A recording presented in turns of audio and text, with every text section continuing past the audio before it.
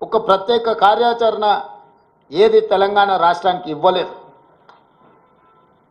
Education పట్ల కానీ, irrigation పట్ల కానీ, హెల్త్ పట్ల కానీ, ఎంప్లాయ్మెంట్ పట్ల కానీ ఏ ఒక్క అంశంలో కూడా కేంద్ర ప్రభుత్వము తెలంగాణ యొక్క అభివృద్ధి కోసము ఆలోచన చేయలేదు. ఈరోజు సబ్కా సాత్ సబ్కా వికాస్ అనేదైతే ఉందో ఈ స్లోగన్ బోగస్ అని చెప్పి బీజేపీ నిరూపించింది. వికసిత్ భారత్ అనే దాంట్లో తెలంగాణ భాగం కాదు అని ప్రధానమంత్రి గారు అనుకుంటున్నట్టుగా ఉన్నది. అసలు మొత్తం బడ్జెట్ను స్థూలంగా చూస్తే వికసిత్ భారత్ 2047 48,21,000 కోట్ల రూపాయల బడ్జెట్ను చూస్తే కుర్చీ బచావో బడ్జెట్ లాగా ఉన్నది. బీహార్కు ఆంధ్రప్రదేశ్కు తప్ప ఇతర రాష్ట్రాల పట్ల కేంద్ర ప్రభుత్వం వ్యవహరించిన తీరు కేవలం కుర్చీని కాపాడుకునే ప్రయత్నంలో భాగంగానే ఈ బడ్జెట్ను ప్రవేశపెట్టినట్టుగా కనిపిస్తుంది. ఇది ఏ రకంగా కూడా ప్రధానమంత్రి గారికి గౌరవాన్ని తెచ్చిపెట్టదు. ఇంతటి వివక్ష, ఇంతటి కక్షాపూరితమైన వ్యవహారం ఎప్పుడూ జరగలేదు. తెలంగాణ రాష్ట్రము, తెలంగాణ ప్రజలు 8 పార్లమెంట్ స్థానాలు, 35% ఓట్లు బీజేపీకి ఇచ్చిండ్రు. తెలంగాణ ప్రజలు ఎలాంటి వివక్ష బీజేపీ పట్ల చూపించలేదు. తెలంగాణ ప్రజల యొక్క నిర్ణయం వల్ల ఈరోజు నరేంద్ర మోడీ గారు ప్రధానమంత్రిగా కుర్చీలో కూర్చున్నారు. 8 సీట్లను తెలంగాణ రాష్ట్రం నుంచి గెలిపిస్తే కృతజ్ఞత చూపించాల్సిన బీజేపీ, కేంద్ర ప్రభుత్వం, నరేంద్ర మోడీ గారు తెలంగాణ పట్ల కక్షాపూరితంగా వ్యవహరించారు.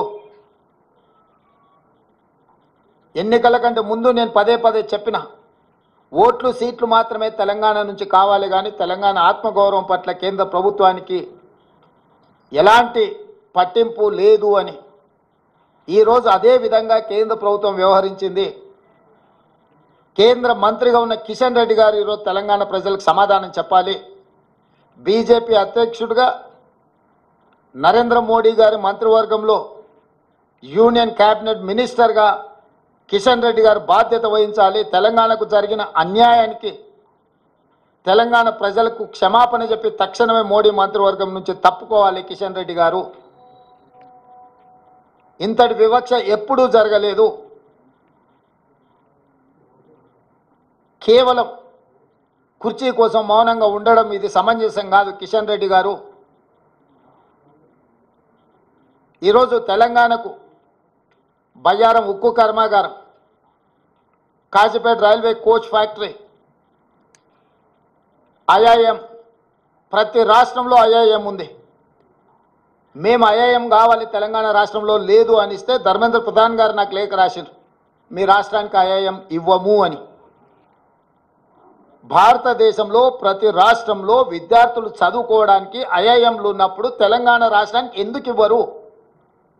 నేను ప్రధానమంత్రి గారిని కలిసి స్వయంగా ఐఐఎంకు లెటర్ ఇస్తే ప్రధానమంత్రి గారు సంబంధిత శాఖ మంత్రికి పంపిస్తే ధర్మేంద్ర ప్రధాన్ గారు నాకు లేఖ రాసిండ్రు 3 రోజుల క్రితం, మీ తెలంగాణ రాష్ట్రానికి ఐఐఎం ఇవ్వము అని. ఎందుకు ఇవ్వరు? ఐఐఎం మనకి ఇవ్వనప్పుడు కిషన్ రెడ్డి గారు ఎందుకు కొనసాగుతున్నాడు కేంద్ర మంత్రిగా? పాలమూరు రంగారెడ్డి ఎత్తిపోతలకు కేంద్ర ప్రభుత్వం ఎందుకు నిధులు ఇవ్వను అంటుంది? పోలవరం నిర్మాణానికి 1000 కోట్ల రూపాయలు ఇచ్చే కేంద్ర ప్రభుత్వం ఎందుకు పాలమూరు రంగారెడ్డి ఎత్తిపోతలకు కేంద్ర ప్రభుత్వం ఆర్థిక సహాయం చేయనంటుంది? అమరావతి నిర్మాణానికి 1000 కోట్ల రూపాయలు ఇస్తా అంటున్న కేంద్ర ప్రభుత్వం హైదరాబాద్ నగరంలో మెట్రో విస్తరణకు కానీ, మూసీ రివర్ డెవలప్మెంట్ ఫ్రంట్కు కానీ, రీజనల్ రింగ్ రోడ్ కోసం కానీ, వరంగల్లో, ఆదిలాబాద్లో ఏర్పాటు చేయాలనుకుంటున్న ఎయిర్పోర్టులకు ఎందుకు ప్రత్యేకంగా నిధులు ఇవ్వరు అని చెప్పి కేంద్ర ప్రభుత్వాన్ని తెలంగాణ రాష్ట్ర ప్రభుత్వం ప్రశ్నిస్తున్నది. పెద్దన్నగా మేము భావిస్తుంటే మీరు దుర్మార్గంగా వ్యవహరిస్తున్నారు. ప్రధానమంత్రి వివక్ష లేని